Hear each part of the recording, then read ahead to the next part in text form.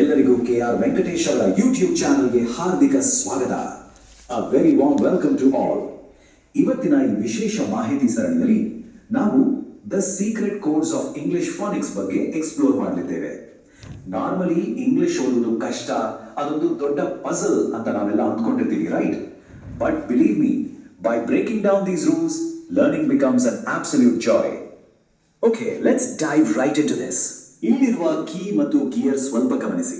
English ಭಾಷೆ ಖಂಡಿತವಾಗಿಯೂ ಒಂದು ಕನ್ಫ್ಯೂಸಿಂಗ್ ಪಜಲ್ ಅಲ್ಲವೇ ಅಲ್ಲ, ಬದಲಾಗಿ ಅದೊಂದು perfectly systematic code.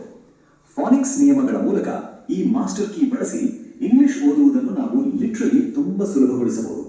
Once these codes are cracked, reading becomes totally effortless and highly logical. So, ನಮ್ಮ ಇವತ್ತಿನ ನೀವು ಈ ಒಂದು ಇಂಗ್ಲಿಷನ್ನ ಒಂದ್ಸರಿ ಕರೆಕ್ಟ್ ಆಗಿ ತಿಳ್ಕೊಂಡ್ಬಿಟ್ರಿ ಅಂತಂದ್ರೆ ಏನಾಗತ್ತಂತಂದ್ರೆ ನಮ್ಗೆ ಎಫರ್ಟ್ಲೆಸ್ ಅಂತಂದ್ರೆ ಕಷ್ಟನೇ ಇಲ್ಲ ಅಂತ.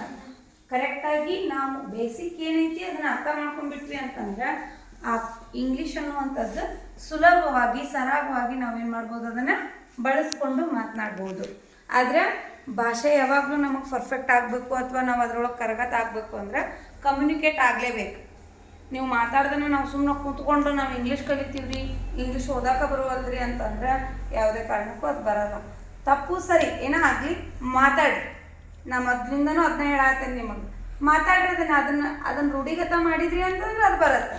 ಹಾಗಾಗಿ ನಾವು ಏನು ಹೇಳಕತ್ತಾರೆ ಈಗ, ಅದೊಂದು ಈಸಿ ವೇ ಐತಿ, ಅದನ್ನು ಎಫರ್ಟ್ಲೆಸ್ ಆಗಿ ನೀವು ಕಲಿಬಹುದು. ಅದಕ್ಕೆ ಇಲ್ಲಿ ರೋಡ್ ಮ್ಯಾಪಿಗೆ ಎಷ್ಟು ಹೇಳ್ಯಾರವ್ರು? 6 ಹಂತಗಳು ರೋಡ್ ಮ್ಯಾಪ್ ಹಾಕ್ಯಾರ ಅವರು. ರೋಡ್ ಮ್ಯಾಪ್ ಅಂತಂದ್ರೆ ಈಗ ನೀವು ಒಂದು ಊರಿಗೆ ಹೋಗ್ತಿರ್ತೀರಿ, ಆ ಊರಿಂದ ನಿಮ್ಗೆ ಊರು ಎಲ್ಲೈತಿ ಅನ್ನೋದು ನಮ್ಗೆ ಗೊತ್ತಿರಲ್ಲ. ಕೇವಲ ನಾವು ಆ ಊರಿನ ಹೆಸರು ಮಾತ್ರ ಕೇಳಿರ್ತೀವಿ. ಆದ್ರೆ ಆ ಊರಿಗೆ ಹೆಂಗೆ ಹೋಗ್ಬೇಕನ್ನೋದು ನಮ್ಗೆ ಗೊತ್ತಿರಂಗಿಲ್ಲ. ಗೊತ್ತಿಲ್ಲ ಅಂದ್ರೂ ಕೂಡ ನಮ್ಗೆ ಹೋಗಿ ಆ ಊರು ಮುಟ್ತೀವಿ. ಹೆಂಗೆ ಮುಟ್ತೀವಿ? ರೋಡ್ ಮ್ಯಾಪ್ ಇರ್ತಾವು, ಮೈಲಿಗಲ್ಲುಗಳನ್ನ ನಿಲ್ಸಿರ್ತಾರ.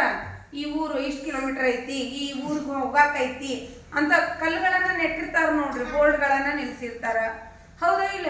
ಈಗ ಇಲ್ಲೇ ಹುಬ್ಳಿಗೆ ಹೋಗುವಾಗ ಕುಂದಗೋಳ, ಶೆರೆವಾಡ, ನೂಲ್ವಿ, ಅದ್ರಗುಂಚಿ, ಹುಬ್ಬಳ್ಳಿ ಇವು ಅಷ್ಟುದ್ರೂ ಕಿಲೋಮೀಟರ್ ತೋರಿಸಿರ್ತಾರ ಕಲ್ನ್ಯಾಗ, ಬೋರ್ಡ್ನ್ಯಾಗ. ಕಲ್ಲು ನೋಡಿರಿ, ಅವಕ್ಕೇನಂತಾರ? ಮೈಲಿಗಲ್ಲು ಅಂತಾರ. ಆ ಥರ ಈ ಇಂಗ್ಲೀಷನ್ನ ಸುಲಭವಾಗಿ ಓದಲಿಕ್ಕೆ ಅವ್ರಿಗೆ ಎಷ್ಟು ಹಂತಗಳದಾವ ಅಂತ ಹೇಳಕತ್ತಾರೆ. ಇಲ್ಲಿ 6 ಹಂತಗಳು. ಒಂದನೇದೇನು? ರಹಸ್ಯ ಸಂಕೇತಗಳು, ಡಿಕೋಡಿಂಗ್. ಅಂದ್ರೆ ನಿಮಗೆ ಆಲ್ರೆಡಿ ಇದನ್ನೆಲ್ಲ ಕಲ್ತೀರಿ. ಈಗ ಈಗ ಇವತ್ತೇನು ನೀವು ಇದನ್ನ ನೋಡಾತಿರಲ್ಲ ವಿಡಿಯೋನ, ಈ ವಿಡಿಯೋ ಆಲ್ರೆಡಿ ನಿಮ್ಮ ತಲೆ ಒಳಗೆ ಐತಿ. ಆದರೆ ಇದು ಇನ್ನೂ ಎಫೆಕ್ಟಿವ್ ಆಗಿರಲಿ ಅನ್ನೋದಕ್ಕೆ ಇದನ್ನು ನಿಮ್ಗೆ ಏನು ಮಾಡಾತೀನಿ ನಾನು ತೋರ್ಸಾತೀನಿ. ಓಕೆ, ಅರ್ಥ ಆಯ್ತಾ? ರಹಸ್ಯ ಸಂಕೇತಗಳು ಹ್ರಸ್ವ ಮತ್ತು ದೀರ್ಘ ಸ್ವರ, ಓವೆಲ್, ಶಾರ್ಟ್ ಓವೆಲ್ ಮತ್ತು ಲಾಂಗ್ ಓವೆಲ್. ಹ್ರಸ್ವ ಮತ್ತು ದೀರ್ಘ ಅಂತಂದ್ರೆ ಏನ್ರಿ? ಶಾರ್ಟ್ ಓವೆಲ್, ದೀರ್ಘ ಲಾಂಗ್ ಓವೆಲ್ಸ್. ಮತ್ತು ಸ್ವರ ಮತ್ತು ವ್ಯಂಜನಗಳ ನಿಯಮ ಇದು ಕೂಡ ನಿಮ್ಗೆ ಗೊತ್ತೈತ್ರಿ. ಓವೆಲ್ಸ್, ಕನ್ಸೋನೆಂಟ್ಸ್ ಕಲ್ತಿರಲ್ಲ? ಶಾರ್ಟ್ ಓವೆಲ್, ಲಾಂಗ್ ಓವೆಲ್ ಕಲ್ತಿರಲ್ಲ? ಓವೆಲ್ಸ್ ಮತ್ತು ಕನ್ಸೋನೆಂಟ್ಸ್ ಕಲ್ತಿರಲ್ಲ? Okay. Blends and diagram already ನೀವು ಬ್ಲೆಂಡ್ ಮಾಡೋದನ್ನು ಕಲ್ತೀರಿ. ಶಬ್ದಗಳ ಬ್ಲೆಂಡಿಂಗ್, ಕೂಡಿಸಿ ಓದುವಂತಹ ಪ್ರಕ್ರಿಯೆ ನಾವು ಈಗ ಲಾಸ್ಟ್ ಕ್ಲಾಸ್ನಾಗ ಮಾಡಿದ್ವಿ. ಬಿ ಎಲ್ಲಿದ್ದಾಗ ಯಾವ ಥರ ಓದಬೇಕು, ಸಿ ಎಲ್ಲಿದ್ದಾಗ ಯಾವ ಥರ ಓದಬೇಕು, ಆನಂತರ 2 ಬೇರೆ ಬೇರೆ ವ್ಯಂಜನಾಕ್ಷರಗಳು ಕೂಡಿದಾಗ ಅದರದ್ದು ಉಚ್ಚಾರ ಯಾವ ರೀತಿ ಬರ್ತೈತೆ ಅನ್ನೋದನ್ನು ಕೂಡ ನೀವೀಗ ಆಲ್ರೆಡಿ ಕಲ್ತೀವಿ. ನೆಕ್ಸ್ಟ್ ಮ್ಯಾಜಿಕ್ ಕೀಗಳು. ಇವೆರಡು ಏನೈತಲ್ಲ, ಇವನ್ನ ನೀವು ಇವಾಗ ನಿಮ್ಮ ಒಂದು ಭಾಷೆಯ ಮಾತನಾಡುವಂತಹ ಕ್ರಿಯೆ ಒಳಗೆ ಅಳವಡಿಸ್ಕೋಬೇಕು. ನೋಡೋಣ. ಇಲ್ಲಿದೆ ಫಸ್ಟ್ ದ ಸೀಕ್ರೆಟ್ ಕೋಡ್ಸ್, ಆಮೇಲೆ ಶಾರ್ಟ್ ಅಂಡ್ ಲಾಂಗ್ ಸೌಂಡ್ಸ್, ನಂತರ vowel and consonant rules, blends, digraphs, magic keys ಮತ್ತು ಕೊನೆಯಲ್ಲಿ ಕೆಲವು creative tips. Let's begin. Section 1, the foundational blocks. ಇದು ಭಾಷೆಯ ಅತ್ಯಂತ ಬೇಸಿಕ್ ಬಿಲ್ಡಿಂಗ್ ಬ್ಲಾಕ್ಸ್. ಈ ಸಿಂಪಲ್ ಬ್ಲಾಕ್ಸ್ ಅರ್ಥ ಮಾಡ್ಕೊಂಡ್ರೆ ಸಾಕು, ಎಂಟೈರ್ ಲ್ಯಾಂಗ್ವೇಜ್ ಅನ್ಲಾಕ್ ಆಗುತ್ತೆ. ಇಂಗ್ಲಿಷ್ ಆಲ್ಫಾಬೆಟ್ನಲ್ಲಿ ಲೆಟರ್ಸ್ ಅನ್ನು ಮುಖ್ಯವಾಗಿ 2 ವಿಧವಾಗಿ ವಿಂಗಡಿಸಬಹುದು. ಇದನ್ನ ಕಲ್ತಿರ್ವಿ. ಇಂಗ್ಲಿಷ್ನೊಳಗ 2 ವಿಧಗಳದ. ಯಾವ್ಯಾವು?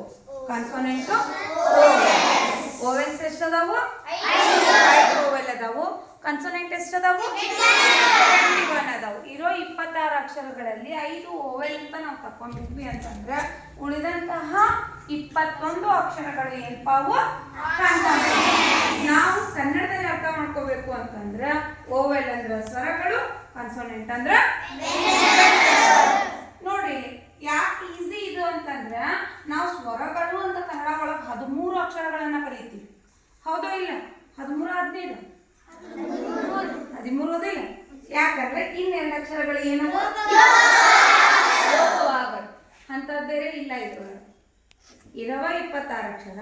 ಆ 26 ಅಕ್ಷರದೊಳಗೆ ಏನ್ ಮಾಡ್ಯಾರ ಅವರು 2 ಭಾಗಗಳನ್ನ ಮಾಡ್ಯಾರ. ಅವು ಯಾವ್ಯಾವು?